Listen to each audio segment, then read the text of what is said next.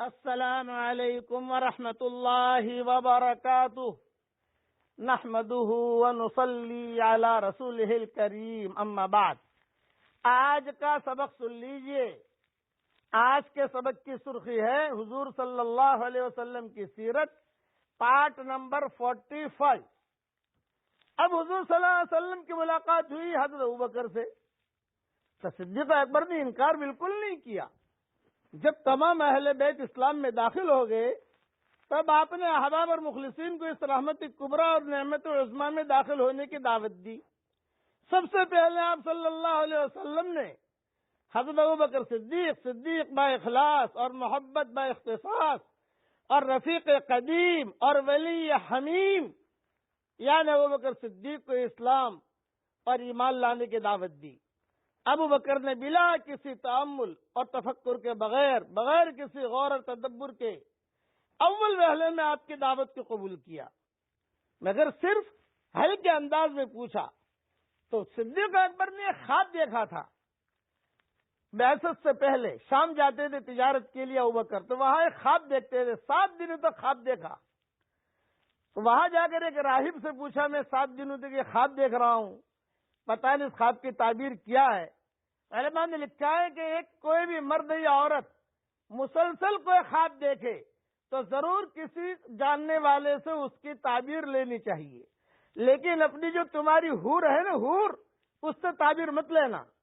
عورتوں کو خواب کی تعبیر بتانا نہیں آتا ہے، یہ ذہن میں رکھنا۔ ان کی مزاج میں تیزی ہوتی ہے، وہ فوراً دھڑلنے سے جواب دے دے گی۔ نہیں، کسی بھلے آدمی کے پاس جاؤ اور اس کے پاس وقت لو اور اس کے جا کر اپنا خواب بیان کرو۔ چنانچہ ابوبکر صدیق نے وہ راہب سے پوچھا، تو راہب اتنا بوڑھا تھا کہ اس کی بھویں لٹک رہی تھی۔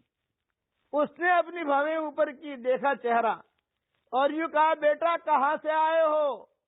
یہ شام کا قصہ ہے، تجارت کے لیے جاتے تھے۔ تو ابوبکر نے کہا، بکہ سے آیا ہوں۔ بکہ، مکہ کو بکہ کہتے تھے، با سے، بے بکہ مبارکہ قرآن شریف میں۔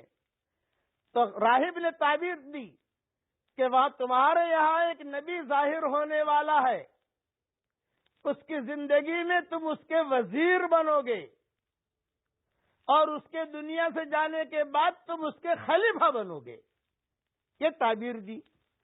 ابوبکر صدیق نے خواب کی طرف کوئی دھیان بھی نہیں دیا اور تعبیر کی طرف بھی کوئی دھیان نہیں دیا۔ زمانہ گزرتا گیا اور حضور صلی اللہ علیہ وسلم نے نبوت کا دعویٰ کیا۔ تو جب حضور صلی اللہ علیہ وسلم، ابوبکر خواب بھی بھول گئے، تعبیر بھی بھول گئے۔ اب جب حضور صلی اللہ علیہ وسلم نے نبوت کا دعویٰ کیا تو صدیق اکبر نے ہلکے انداز میں کہا، محمد میں مسلمان تو ہو جاتا ہوں، لیکن یہ کہ اتنی بڑی چیز ہے، کوئی تھوڑی دلیل ہونی چاہیے، کوئی یہ۔ تو حضور نے فوراً کہا، تم دلیل مانگ رہے ہو؟ دلیل رؤیاک الذی رأیتہا فی الشام، تیرا وہ خواب جو تو نے شام میں دیکھا تھا۔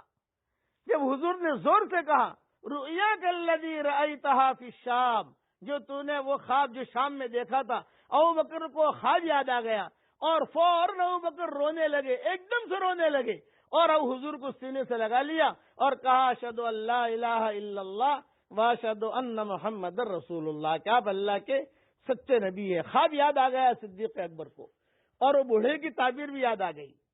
آپ نے صدیق کو پیش کیا اور ابوبکر نے تصدیق کی۔ ایک ہی تصدیق نے صدیق بنا دیا۔ چنانچہ حدیث میں ہے کہ میں نے جس کسی پر بھی اسلام پیش کیا وہ اسلام سے کچھ نہ کچھ ٹھہرا رہا۔ کوئی 1 دن کے بعد مسلمان ہوا، کوئی 3 دن کے بعد مسلمان ہوا، کوئی 5 دن کے بعد مسلمان ہوا، کوئی 6 دن کے بعد مسلمان ہوا، مگر ابوبکر کہ میں نے اسلام قبول کیا، میں نے اسلام پیش کیا، اس میں انہوں نے اسی مجلس میں اسلام قبول کر لیا۔ حضرت علی جیسے ایک رات تک ٹھہرے رہے، سوچتے رہے کہ پتہ نہیں یہ کیا کر رہے ہیں محمد اور خدیجہ، یہ کیا اٹھ بیٹھ کر رہے ہیں۔ حضرت علی بعد میں جو ہے رات بھر دیکھتے رہے، جھانک جھانک کرتے رہے کیا کر رہے ہیں۔ کتابوں میں یہ بھی لکھا ہے کہ بچیاں پیدا ہو چکی تھی حضرت خدیجہ کے پیٹ سے، تو بچیاں بھی تھوڑی بڑی ہو گئی تھی۔ کون سے بچے پہلے آئی، کیسے پیدا ہوئی، کیا ترتیب ہوئی، ان کی تحنیک کا اور ان کی ان چیزوں کا اس زمانے میں کیا دور تھا، وہ جب بچیوں کا دور آئے گا، جب وہ سبق آئے گا، اس میں انشاءاللہ بیان کروں گی. تو وہ بچیاں بھی حضرت خدیجہ اور حضور صلی اللہ علیہ وسلم کے ساتھ نماز پڑھتی تھی اپنے اپنے اعتبار سے. اپنے اپنے اعتبار سے نماز پڑھتی تھی. حضور کھڑے ہوتے تو وہ بھی کھڑی ہو جاتی. جب وہ سدا کرتے تھے اگر جیسے دو پٹا اوڑھتی حضرت خدیجہ تو وہ بھی اپنا کہتی کہ ہمیں پہنا ہمیں پہناؤ. یہ انشاءاللہ ان کی پیدائش کا جب بیان کروں گا لڑکیوں کا حضور صلی اللہ علیہ وسلم کے اولاد کا, اس میں مضمون انشاءاللہ آئے گا. اب حضور اکرم صلی اللہ علیہ وسلم نے صدیق اکبر کو دعوت دی, خواب بھی پیش کر دیا, وہ مسلمان ہو گئے. اب گویا کہ کتنے لوگ مسلمان ہوئے؟ حضرت خدیجہ, ورقہ ابن نوفل, حضرت علی, زید ابن حارثہ اور ابو بکر صدیق. ایک جماعت بن گئی مختصر. اور یہ ایک ہی گھر میں جمع ہو جاتے چپکے چپکے, اور چپکے چپکے جو ہے نماز پڑھتے. بقیہ تفصیل کل انشاءاللہ پوری کروں گا. پڑھ لو میرے ساتھ. یا رب صلی وسلم دائما ابدا علی حبیبک خیر الخلق کلہم.